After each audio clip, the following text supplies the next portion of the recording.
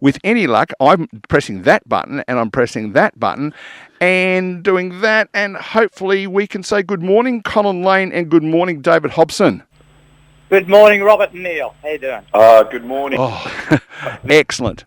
The work experience student is still learning how the phone works, and we're just sort of a bit caught up in all of it. So. Apologies to you, Colin, who I chopped off at one stage, but great to have you aboard, gentlemen. Really, really thrilled. And I was just saying off air to David, the last time we rang him to have him on the show, he was coming to Geelong. Marina Pryor answered the phone, and we had a very, very interesting three-way conversation, which we're going to do again this morning. Different show, different style, different reasons. Could one of you two please explain how on earth a comedian and a beautiful operatic singer could get together and put on a show? Go, David. Oh, wow. Well, look, Colin and I have known each other for about, nigh on over 30 years. And, I've been admiring his work from a distance for all of that time. And actually, you know what, guys? He actually looks better from this distance.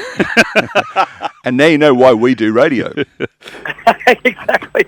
And, we got great voices for radio, great heads for radio. No, but quite seriously, we both were obviously from very, very different forms of entertainment. And we did a show together called Class Acts, which was on the ABC, which is about up-and-coming performers way back in the early 90s.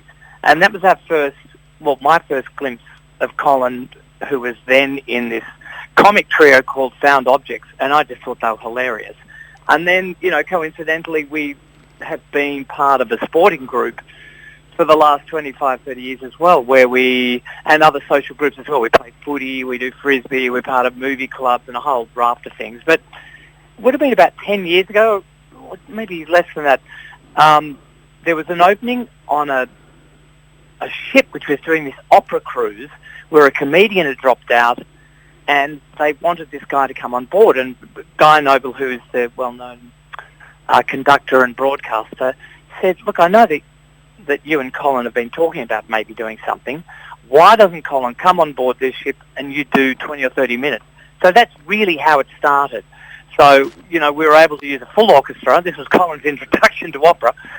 We were able to do with a full orchestra, do 20 or 30 minutes of routine. So that's really how it started.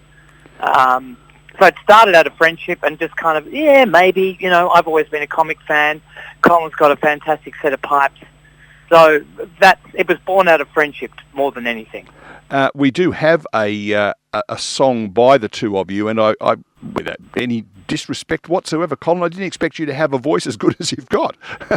Oh, well. You're not David Hobson by any means, but, Thanks very much. Yeah, but no. So... he is.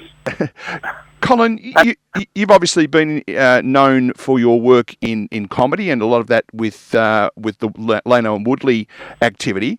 Moving across from the comedic world into music, a big step.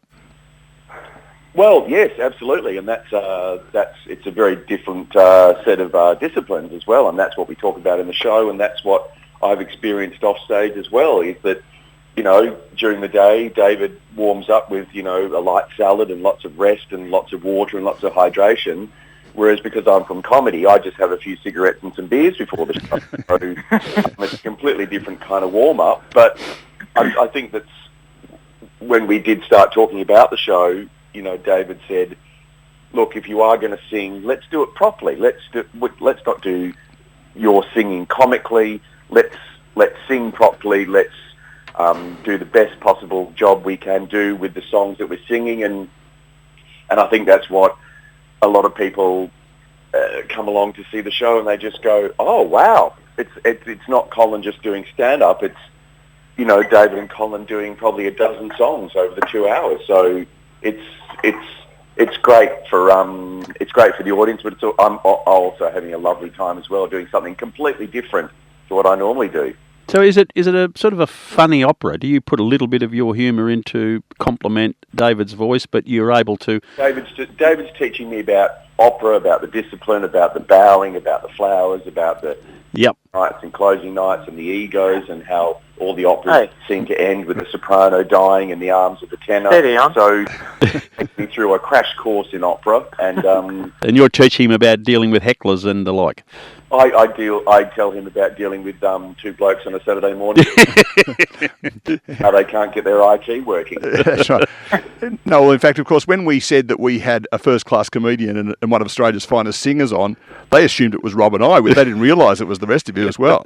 Now, you're bringing this show to us, which Geelong audiences should be very excited about. You've given us a rough idea of what to expect, but you're talking 20 minutes on a ship. It's morphed into obviously a lot more than that. How easy or difficult has it been to keep stacking onto that 20 minutes, remaining, I guess, true to yourselves, but also entertaining for the audience? Good question. Well, David, I guess that's a good question, David. I want you to give a good answer. I'll give it an answer. I'm not sure it's going to be that good, but no, quite seriously, Rob and Neil. The thing was, we had that lovely, introduction where we were, most of our sins were probably covered by the orchestra. No, that's not true.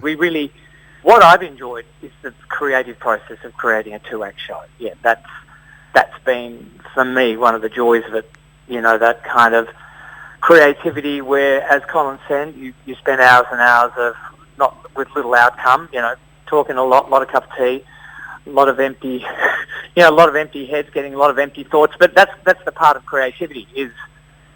It takes time, and so, and you reject, like John West, you reject a lot, and you only get the best that comes out of probably, we've been developing it for a few years now, and I love it. Boys, we've been doing it the whole year, so, by the time we're in Geelong in a couple of weeks, you're seeing a show that's been done about 40 times this year, so you're seeing a refined, perfected performance. Virtuoso should get thrown in there somewhere. Best of Geelong, Yeah. Virtuosi are definitely on stage here. I mean, really, everything else has just been a dress rehearsal. That's it, and as it should be. So I think the other thing that I was trying to imagine the event, because obviously we haven't seen it here yet. I've seen shows where 2 or 3 well-known performers. I think of the old days of Cotton, Keys and Morris, where you had Darryl Cotton, Jimmy Keys, Russell Morris, and they all came out and had a bit of a turn at doing what they were doing, and then it kind of morphed into the 3 of them doing each other's hits. Do we see some David Hobson, then some Colin Lane, and then some stuff together, or are you together the whole way through the program? Look, we're pretty much together the whole way through the program, but the thing is that, because it's not a concert as such, albeit there are concert aspects of it, because we sing some of the great hits of opera, musical theatre, pop, we cover the whole gamut. I mean, that's what's so good about the evening for Colin and I and the audience, is that we get to do great music. But it really is a driven narrative where, Colin wants to be able to sing, some opera, and I want to be able to do some comedy. So it's more than a concert. It's a full night's entertainment, and that's what I love about it. There are routines. There's a kind of, the conceit of the evening is, our worlds collide and mayhem ensues, but some great music, great dancing.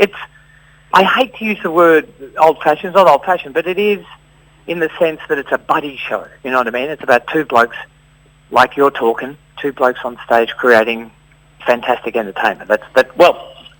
I'm biased. I'm in it. Colin is. How many stars do you give it, Colin? I give it 5 stars. Well, we know there's 2. We're talking to them. Oh, boom, boom. Thank you very much. Just in case Colin's unwell at some stage when you get to Geelong, you've got my number.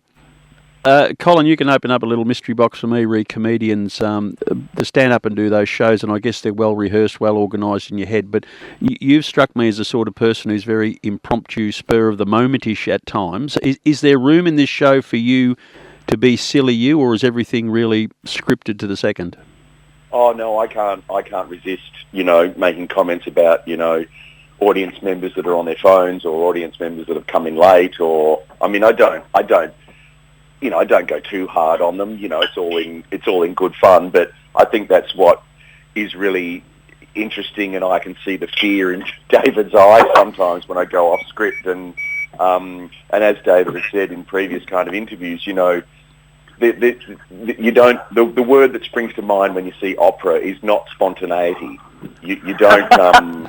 You don't. No, well, that's just you're totally contrasting in the way you've done all your work. Is a singer has to rehearse and be brilliant to the second. Comedians seem to operate best when it's just made up as you go along, and it's an odd an odd coupling. Oh Well, that's the thing. I mean, no, go, David. no, I was going to say that's the thing. So I've been working in this living museum. That's literally what it is. We are a museum, and there's a roadmap. We're told what to do, where to do it, how to do it.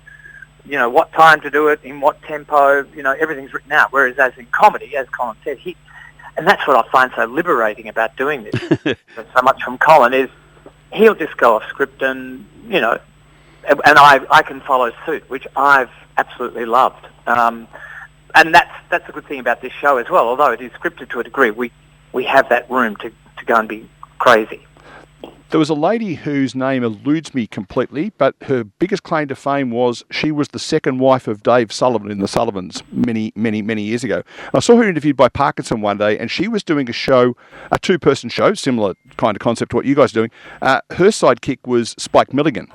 And she said that was just, one night she went out on stage, she stood there and didn't say a word. Whereas the next time she'd go out on stage, she'd stay on stage and not have a chance to say a word.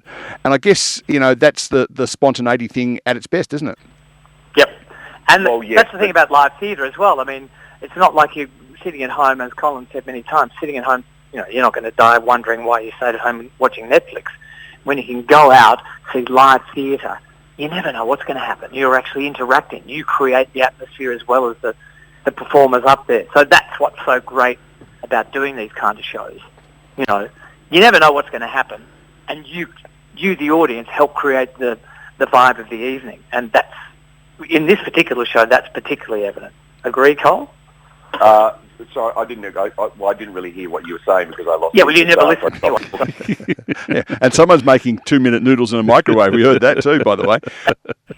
So, Colin, I'm also fascinated a little bit by the fact that you are Colin Lane, and I'm assuming that's who you've always been. You haven't changed your name. The Colin Lane that we see on stage versus the Colin Lane who whistles down to Woolworths or some other brand of supermarket that we should mention because we're on community radio and buys their fruit and veg.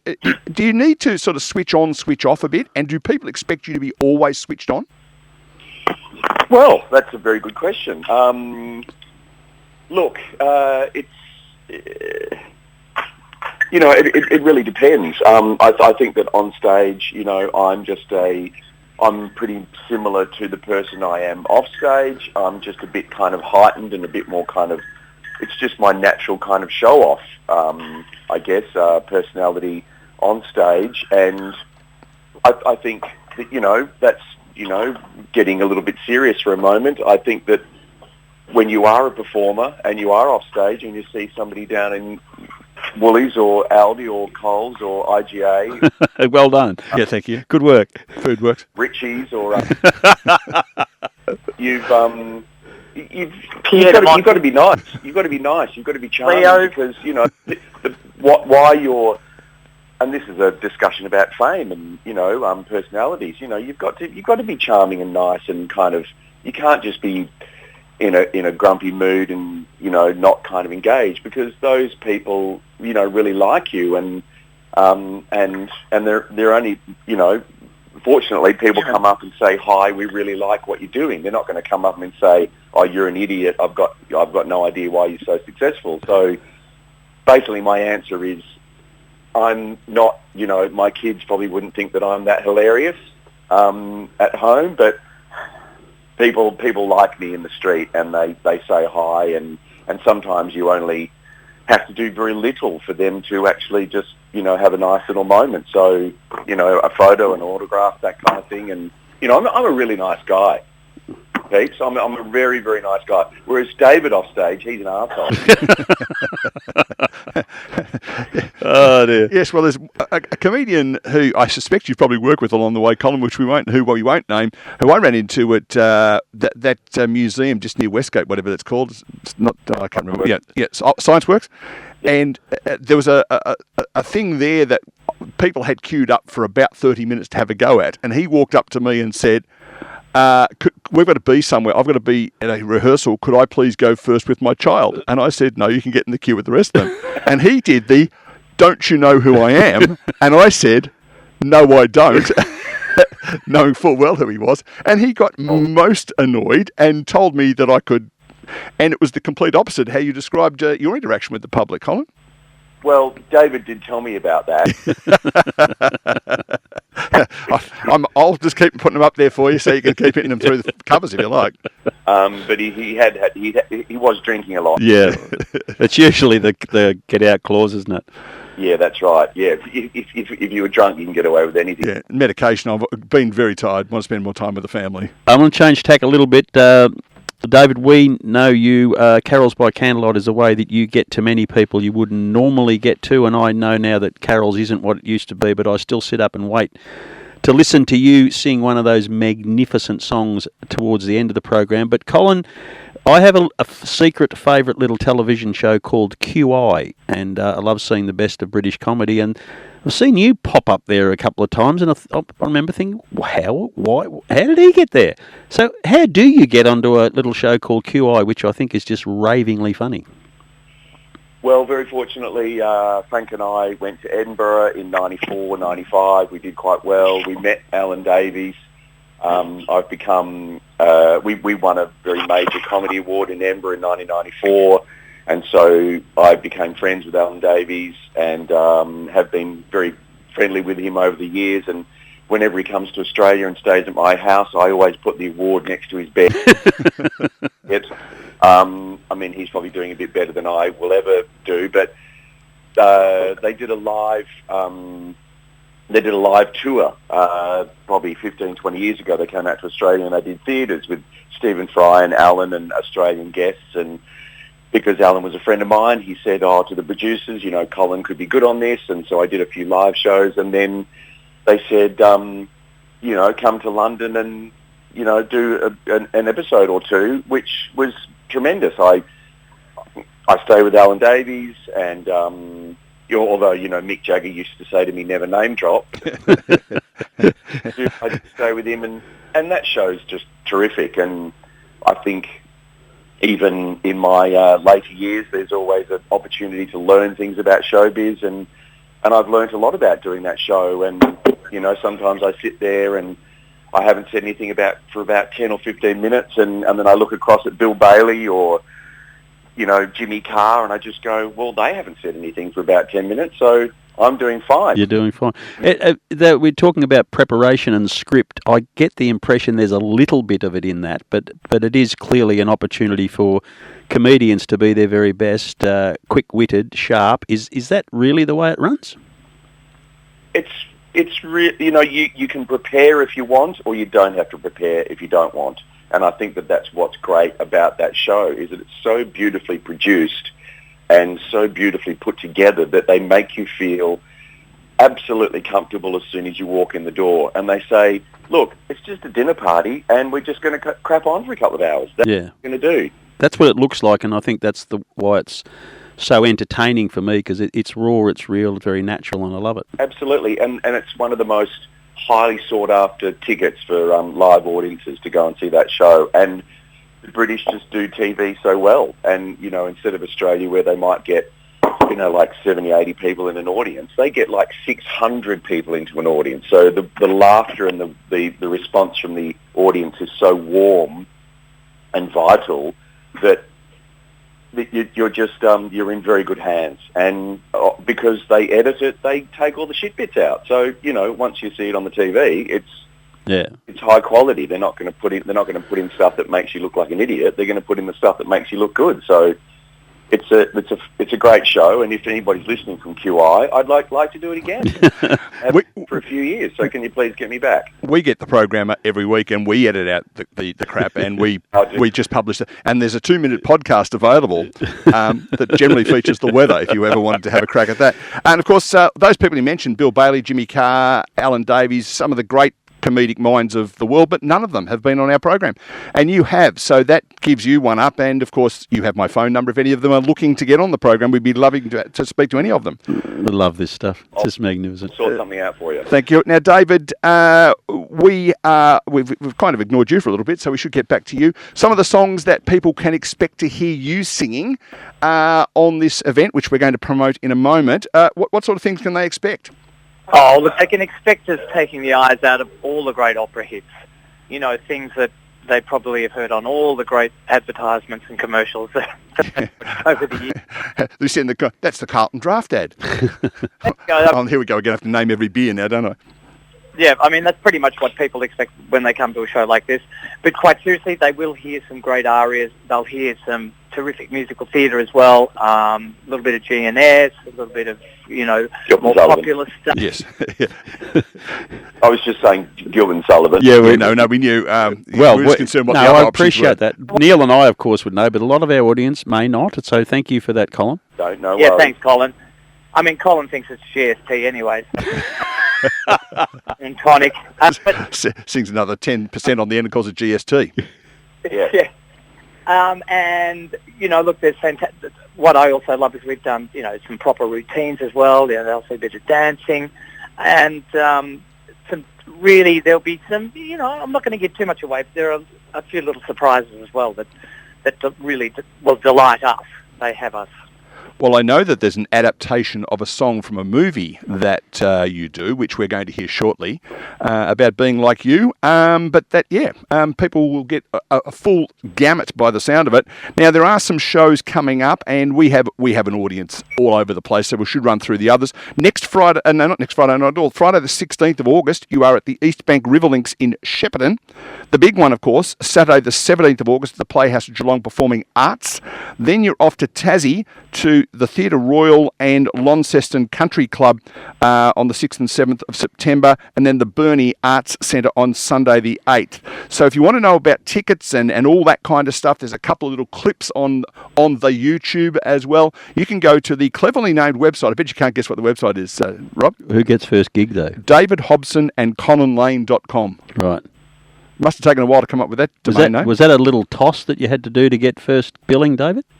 Oh, no, I think, quite seriously, an opera, as Colin actually points out, an opera singer's ego is a lot larger than a comedian. And paycheck, from what he told us. Absolutely. David, you are now officially a friend of the show because you've been on twice. Colin, we look forward to the opportunity of inducting you into that fame at some stage down the track. But thanks for taking some time out of your Saturday mornings to talk to a couple of clowns in Geelong. It's been a great pleasure. Thanks, guys. Thanks so much. We've loved it, Look forward fellas. to seeing some people come and see the show. As David said, don't sit at home and watch Netflix. Come and see some live entertainment. It's what you were all craving during COVID, so get out amongst it. Come on. Here. So people will be able to stick around and meet you after the event, will they? Yeah, Absolutely, please, we'll yes. do that. Yep. So if they tell you that they heard about you on the Two Blokes Chatting radio show, do they get a handshake? They get a handshake and something else. And There a you shake go. of the head. Well done, gentlemen. Thank you very much, and best wishes with what sounds like a very interesting, fun, and, if you like the singing side of it, it sounds like you both can carry a tune. Well, we know one of you can. Best wishes to you both. It's called In Tails, by the way. We didn't tell you that. In Tails, because that's presumably what you wear. That's right. Terrific. Absolutely. Excellent. Well, Thanks, guys. thanks, David. Thanks, Colin. Thanks, fellas. See ya. Have a good day. Thanks. There they are. Colin Lane and David Hobson. They're a bit of fun.